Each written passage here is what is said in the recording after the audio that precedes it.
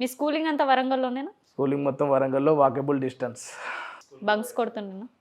స్కూల్లో యాక్చువల్లీ ఏంటిదంటే నేను బంక్స్ కొట్టలేను, ఫ్రెండ్స్ అందరు కొట్టారు. ఎందుకంటే స్కూల్ ఫీజు కట్టకపోతే స్కూల్ నుంచి వాళ్ళు పంపిస్తారు, అంటే ఇంటికి పో ఫీజు తీసుకొని రాదు అని. కానీ మా డాడీ ఏం చేశాడంటే 1 మంత్ కాకముందు ఫీజు కట్టాడు. సో అందరూ బంక్ కొట్టి ఇంటికి వెళ్ళిపోయాడు, అందరు ఫీజు కోసం ఇంటికి వెళ్ళాడు. నేను మా క్లాస్లో 2-3 క్లాస్ లీడర్స్ వాళ్ళందరూ కూర్చునేది, నాకు బోర్ కొట్టేది. మా డాడీకి అడిగాడు, ఎందుకు ఇంత తొందర ఫీజు కడుతున్నావు, వాళ్ళందరూ పోయి క్రికెట్ ఆడుకుంటారు, ఇంటికి పోరు వాళ్ళు, క్రికెట్ ఆడుకుంటారు గ్రౌండ్లో.